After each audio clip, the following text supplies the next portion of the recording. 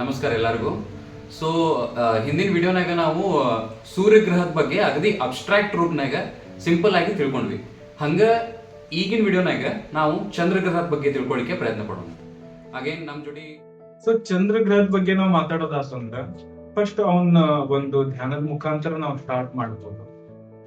So ಅವ್ನ ಮಂತ್ರ ನಿಮ್ಗ ಗೊತ್ತಿರೋ ಹಂಗ ದಧಿ ಶಂಕ ತುಷಾರ ತಿರೋಧಾರಣವ ಸಂಭವ ನಮಾಮಿ ಶಿಶಿನಂ ಸೋಮಂ ಸಂಭೋರ್ ಮುಕುಟ ಭೂಮಿ. ಮಂತ್ರ ಅಂತೂ ಎಲ್ಲಾರ್ಗೂ ಗೊತ್ತಿರ್ತದ ನಮ್ಗ. ಆ ಮಂತ್ರದ ಅರ್ಥನ ತಿಳ್ಕೊಂಡು ನಾವು ಜಪ ಮಾಡಿದ್ರ ನಮಗ್ ಮತ್ತಷ್ಟು ಪಾಸಿಟಿವ್ ಸಿಗ್ನಿಫಿಕೇಶನ್ಸ್ ಅದರಿಂದ ಸಿಗ್ತಾವ. ಸೊ ದಧಿ ಶಂಕ ತುಷಾರಾಭಂ ಅಂತಂದ್ರೆ ಮೊಸರು, ಶಂಖ ಮತ್ತೆ ಹಿಮ ಎಷ್ಟು ಪರಿಶುದ್ಧವಾಗಿರುತ್ತೆ. ಆ ಲೆವೆಲ್ದಾಗ ಹೊಳೆಯುತ್ತಿರುವಂತಹ ಈ ಗ್ರಹ ಓಕೆ ತಿರೋಧಾರಣವ ಸಂಭವ ನಮಾಮಿ ಶಶಿನಂ ಸೋಮಂ ಅಂದ್ರ ಶಿವನ ಕಿರೀಟದ ಮೇಲೆ ಅಲಂಕಾರಿಕವಾಗಿ ಶೋಭೆಗೊಳ್ಳುತ್ತಾ ಒಂದು ಇರುವಂತಹ ಈ ಚಂದ್ರಗ್ರಹಕ್ಕ ನಾವು ನಮಸ್ಕಾರ ಮಾಡ್ತೇವೆ. ಸೊ ಈ ಚಂದ್ರಗ್ರಹ ಪ್ರತಿಯೊಬ್ಬ ಜಾತಕನ ಕುಂಡ್ಲಿ ಒಳಗ ಅತಿ ಮುಖ್ಯ ಗ್ರಹ ಆಗಿರ್ತದೆ.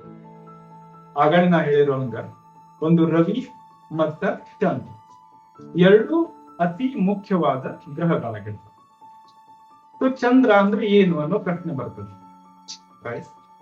ಸೊ ಚಂದ್ರ ಅಂತಂದ್ರ ಫಸ್ಟ್ ಬರುವಂತಹ ಪಾಯಿಂಟ್ ನಮ್ಮ ಮನಸ್ಸು. Okay, second thought. ಓಕೆ, ಸಾಕಷ್ಟು ಥಾಟ್ಸ್ಗಳು, ಸಾವಿರಾರು ಥಾಟ್ಸ್ಗಳು, ಲಕ್ಷಾಂತರ ಥಾಟ್ಸ್ಗಳು ಒಂದು ಸೆಕೆಂಡ್ ಬೈ ಸೆಕೆಂಡ್ ಚೇಂಜ್ ಆಗೋದು. ಸೊ ಅದು ಚಂದ್ರಗ್ರಹ. ನೆಕ್ಸ್ಟ್ ಬರುವಂತ ಪಾಯಿಂಟ್ ನೀವು ಇರುವಂತಹ ಸೊಸೈಟಿ, ಅದು ಚಂದ್ರಗ್ರಹದ ರಿಫ್ಲೆಕ್ಷನ್. Next travelling. ನಾವು ಎಷ್ಟು ಒಂದು ಪ್ರವಾಸವನ್ನ ಇಷ್ಟಪಡ್ತೀವಿ, ಪ್ರವಾಸವನ್ನ ಕೈಗೊಳ್ತೇವೆ, ಅದು ಎಲ್ಲವೂ ಚಂದ್ರನ ಅಧಿಪತ್ಯದಲ್ಲಿ ಬರುವಂತಹ ಪಾಯಿಂಟ್. Okay, next emotion. ಕೆಲವೊಬ್ರು ಎಮೋಷನಲಿ ಸ್ಟ್ರಾಂಗ್ ಇರ್ತಾರೆ, ಇನ್ನು ಕೆಲವೊಬ್ರು ಎಮೋಷನಲಿ ಬಹಳ ವೀಕ್ ಆಗಿರ್ತಾರೆ. ಸೊ ಅವ್ರಿಗೆ ತಮ್ಮ ಒಂದು ಥಾಟ್ ಪ್ರೊಸೆಸ್ ಅನ್ನು ಕಂಟ್ರೋಲ್ ಮಾಡುವಂತ ಶಕ್ತಿ ಅವ್ರಿಗೆ ಇರೋದಿಲ್ಲ. ಸೊ ಅದರಿಂದ ಏನಾಗ್ಬಿಡ್ತದ, ಮಾನಸಿಕ ದೌರ್ಬಲ್ಯ ಆಗಬಹುದು, ಮಾನಸಿಕ ಅಶಾಂತಿ ಆಗಬಹುದು, ಅಥವಾ ಮಾನಸಿಕ ರಿಲೇಟೆಡ್ ಪ್ರಾಬ್ಲಮ್ ಆಗಬಹುದು. ಈಗ ನಾವೇನ್ ಎನ್ಸೈಟಿ, ಡಿಪ್ರೆಷನ್ ಎಲ್ಲ ಏನ್ ಅಂತೀವಲ್ಲ, ದಟ್ಸ್ ಆಲ್ ಬಿಕಾಸ್ ಆಫ್ ಈ ಮೇನ್ ಆಗಿ ಚಂದ್ರಗ್ರಹದ ಪ್ರಾಬ್ಲಮ್ ಇದ್ದಾಗ ಬಂದಿರ್ತದೆ. ಓಕೆ, ಸೊ ಈ ಚಂದ್ರಗ್ರಹ ಆದಷ್ಟು ಸಿಂಗಲ್ ಇದ್ರೆ, ಆದಷ್ಟು ಮಿತ್ರ ರಾಶಿ ಒಳಗಿದ್ರೆ, ಅಥವಾ ಶುಭ ಗ್ರಹದ ದೃಷ್ಟಿ ಒಳಗಿದ್ರೆ ಆದಷ್ಟು ಆ ಮನುಷ್ಯ ಹ್ಯಾಪಿಯಾಗಿ ಒಂದು ಲೈಫ್ ಅನ್ನು ಲೀಡ್ ಮಾಡ್ತಾನೆ ಪಾಸಿಟಿವ್. ಒಂದು ವೇಳೆ ಇವ ನಿರ್ಬಲಿಯಾಗಿದ್ದ ಅಂದ್ರ ಶತ್ರು ರಾಶಿ ಒಳಗಿದ್ದ ಅಂತ, ಅಥವಾ ಇವ ನೀಚ ಆಗಿದ್ದ, ಅಥವಾ ಕ್ರೂರ ಗ್ರಹದ ಜೊತೆ ಇದ್ದ ಅಂತ. ಕ್ರೂರ ಗ್ರಹ ಯಾವಂತ ಈಗ ಪ್ರಶ್ನೆ ಬರ್ತದೆ. ಸೊ ಜ್ಯೋತಿಷದ ಪ್ರಕಾರ ಪಾಪ ಗ್ರಹಗಳು ಅಥವಾ ಕ್ರೂರ ಗ್ರಹಗಳು ಅಂತಂದ್ರ ಶನಿ, ಮಂಗಳ, ರಾಹು, ಕೇತು, ಈ 4 ಗ್ರಹಗಳು ಪಾಪ ಗ್ರಹಗಳು ಅಂತ ಕನ್ಸಿಡರ್. ಒಂದು ವೇಳೆ ಶನಿ ಅಥವಾ ಮಂಗಳನ ದೃಷ್ಟಿ ಒಳಗೆ ಬಿದ್ರು ಕೂಡ ಆ ಚಂದ್ರ ದುರ್ಬಲ ನಕ್ಷತ್ರ.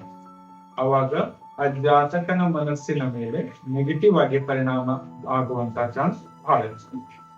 ಸೊ ಇದು ಮುಂದಿನ ಒಂದು ಜಾತಕ ವಿಶ್ಲೇಷಣೆ ಒಂದು ಎಪಿಸೋಡ್ದಾಗ ನಾನು ಅದನ್ನ ಡೀಟೇಲ್ ಆಗಿ ಹೇಳ್ತೇನಂತ. ಬಟ್ ಚಂದ್ರಗ್ರಹ ಒಂದ್ ವೇಳೆ ಕ್ರೂರ ಆಗಿತ್ತಂತ ಇಟ್ಕೊಳ್ಳಿ, ಅಥವಾ ನಿರ್ಬಲಿ ಆಗಿತ್ತಂತ ಇಟ್ಕೊಳ್ಳಿ, ಅವಾಗ ಏನ್ ರೆಮಿಡಿಯಲ್ ಪಾರ್ಟ್ ಏನು, ಇದು ಒಂದು ಪ್ರಶ್ನೆ ಉದ್ಭವ. ಸೊ ಚಂದ್ರ ಆಗಲೇ ನಾನು ಮಂತ್ರದಾಗ ಹೇಳಿರೋ ಹಂಗ ಶಿವನ ತಲೆಯ ಮೇಲೆ ಅಲಂಕಾರ ಭೂಷಿತನಾಗಿ ಕೂತ್ಬಿಟ್ಟಾನೆ. ಕರೆಕ್ಟ್. ಸೊ ಇವನ ಆರಾಧ್ಯ ದೈವ ಯಾರು ಅಂತ ಬಂದ್ರ ಅದು ಸಾಕ್ಷಾತ್ ಪರಮೇಶ್ವರ. ಸೊ ಯಾರ ಚಂದ್ರ ದುರ್ಬಲನಾಗಿರ್ತಾನೆ ಅದನ್ನ ಅವರು ಒಂದು ಪಾಸಿಟಿವ್ ಆಗಿ ಮಾಡ್ಕೋಬೇಕಂತಂದ್ರ ಅವರು ಸಾಕ್ಷಾತ್ ಪರಶಿವನ ಮೊರೆಯನ್ನ ಹೋಗ್ಬೇಕು. ಏನ್ ಮಾಡ್ಬೇಕು ಮೊರೆಯನ್ನ ಹೋಗ್ಬೇಕಂತಂದ್ರೆ, ಶಿವನಿಗೆ ಜಲಾಭಿಷೇಕ ಬಹಳ ಪ್ರಿಯ ಇದೆ. ಸೊ ಯಾವಾಗ ನಿಮಗ ಅನುಕೂಲ ಆಗ್ತದೋ ಓಂ ನಮಃ ಶಿವಾಯ್ ಒಂದು ಜಪದಿಂದ 108 ಸಾರಿ ಜಲಾಭಿಷೇಕ ಹಾಕ್ಬೇಕು. ಅದನ್ನ ಮನಿ ಒಳಗ್ ಹಾಕ್ರಿ, ಬೆಳ್ಳಿ ಪ್ರತಿಮೆ ಇರುವಂತಹ ಶಿವಲಿಂಗದ ಮೇಲೆ ಅಥವಾ ಸ್ಫಟಿಕ ಲಿಂಗದ ಮೇಲೆ. ಒಂದ್ ವೇಳೆ ಅನುಕೂಲ ಇತ್ತು ದೇವಸ್ಥಾನ ಹೋಗ್ಲಿಕ್ಕೆ ನಿಮ್ಗೆ ಅವಕಾಶ ಇತ್ತು ಅಂತಂದ್ರ ಅಲ್ಲಿ ಹೋಗಿ ಜಲಾಭಿಷೇಕ ಮಾಡಿದ್ರ ಸಾಕಷ್ಟು ನಿಮ್ಗೆ ಪಾಸಿಟಿವ್ ಎನರ್ಜಿ ಸಿಗ್ತದ. ಸ್ಪೆಷಲಿ ನಿಮ್ಮ ಚಂದ್ರ ಅಲ್ಲಿ ನೆಗೆಟಿವ್ ಇದ್ರು ಕೂಡ ನಿಮ್ಗೆ ಪಾಸಿಟಿವ್ ರಿಸಲ್ಟ್ ಕೊಡ್ಲಿಕ್ಕೆ ಚಾಲು ಮಾಡ್ತಾರೆ.